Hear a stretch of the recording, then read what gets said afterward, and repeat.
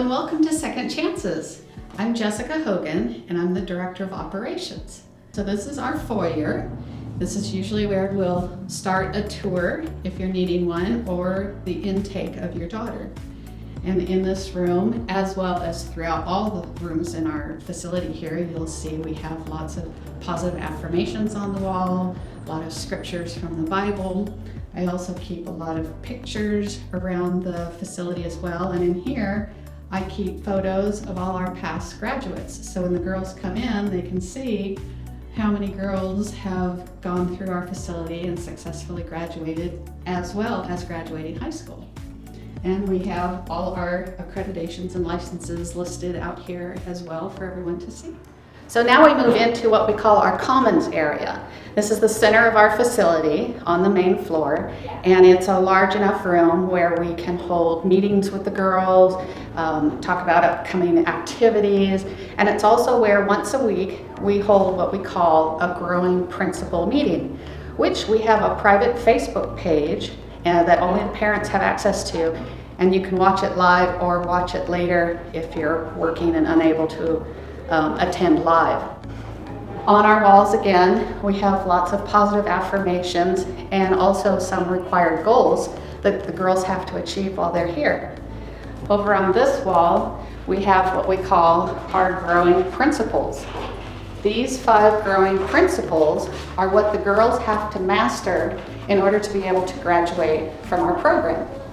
Open mind, hard work, positive attitude, integrity, and then our last is called passion interest mapping. And throughout their entire time here, one of the things they're required to do is to keep a map with their passions, and it's always fun to see how they evolve or they become more specific. Because a lot of our program, not only are we relationship based and trying to help them grow as an individual, but we're trying to teach them some very basic principles to help them as a young adult as well. So also, a part of our philosophy here has a lot of influence from the Polynesian culture. Our owner, Mr. Adam, is half Hawaiian and half Samoan, so we have a lot of like the aloha principle here on the wall. Polynesians are passionate people about family, and we incorporate that in how we interact with the girls. And Mr. Tanner is our residential director. Hello. He actually oversees the flow and the function of the daily routines with the girls. All right, this is one of our rooms here. There's about 3 to 4 students in a room at a time. And, you know, like many other things here, they're expected to keep it clean, keep it organized. So we call it dorm expectations. But every student here, kind of keeping along with a similar theme, that we have quotes and inspirations all over the building walls.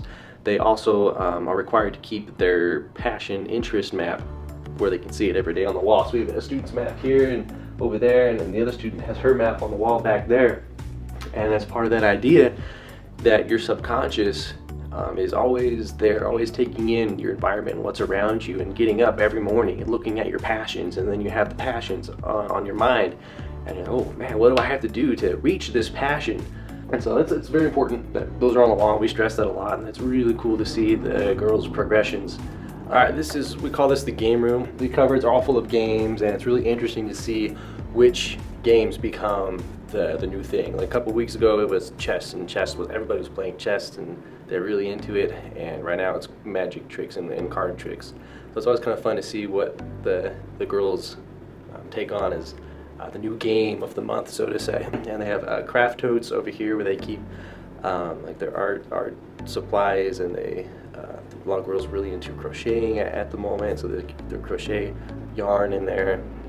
And we come in here if they have arts and crafts time. Just kind of use this room for a lot of things. Have meetings in here, the group therapies in here. It's a multi-purpose room. So also in the corner of the game room, we have this locked room off for our laundry facility.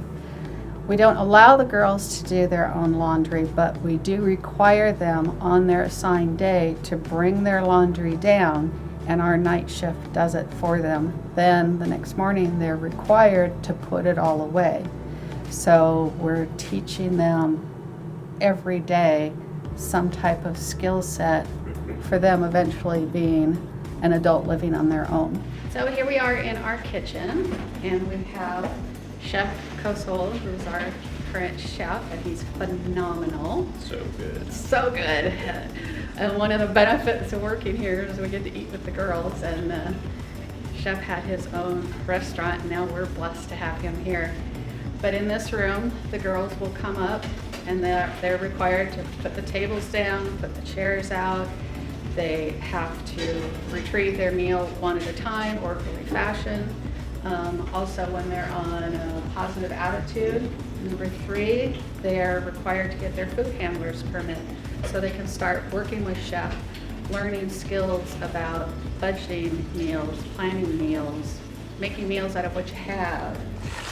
Today we are having egg salad sandwiches, fried chicken sandwiches, and chips, and a drink, of course. And then we have also fresh baked bread with a extra virgin olive oil and Italian seasonings and roasted garlic. And again, we have lots of affirmations on the wall in here as well, so they're constantly being fed positive ways of thinking and reading things to help change those dendrites in their heads on a positive path as opposed to a negative one they've been having. What do you say about Mr. Allen? Mr. Allen. He is a blessing from above. He was originally in a band, a member of BMI, and became a music producer and songwriter. And after finding himself in little southern Utah, he found a niche in residential treatment centers, and how well music and learning to write music or taking a poem and making it a song and putting it to music is very therapeutic for especially teenage girls. And we were incredibly lucky to get him here, and we just turned this classroom into a professional soundproof music studio. So now he works with the girls and developing their talent, and if they take their lyrics and their poems and incorporate it into music, he records it, and if he has a good feeling about it and it's a worthy song, he'll submit it to several people that he knows for purchase. So sometimes the girls can have that great accomplishment of learning something, seeing it through, and then having it pass off to actually be produced. This is SCINSU's music studio. We've had a lot of interest in songwriting and playing of instruments. It helps them achieve to release and put what's on their mind onto paper. And from there, they've never heard themselves sing. They've never really actually wrote a song, so this is their first time. And it's kind of impressive when you see the smile on their face and see what they've developed through the studio. All right, this is our weight training room. We're about halfway through getting it finished. A mirror wall on this side, and finished getting some mats on the floor and moving some of the equipment around. We got a couple other pieces of equipment we're bringing in here. So it's not done, it's in the process, but it is in use. The students, they do come here with a weight trainer.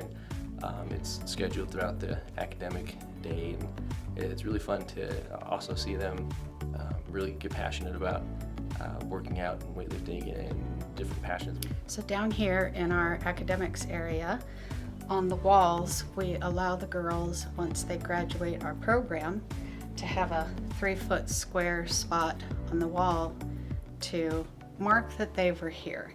Sometimes they put their handprints, sometimes they design something that's specific to them. They usually put the dates range of when they were here, so they really look forward to being able to mark the building showing they were here, they graduated. And it's pretty cool. These girls are so talented naturally. It's colorful and it's beautiful. Classroom, another therapeutic entity that we've implemented here is giving each girl the opportunity to apply for a manager's position. And one of those positions is being the librarian. So they're responsible for keeping the books in order, making sure when they're checked out, they're brought back. We have lots of other manager positions as well, like being in charge of the garden or the animals outside, or the kitchen or the commons. So it's another way of teaching them how to have some responsibility and ownership over a particular area that they're responsible for.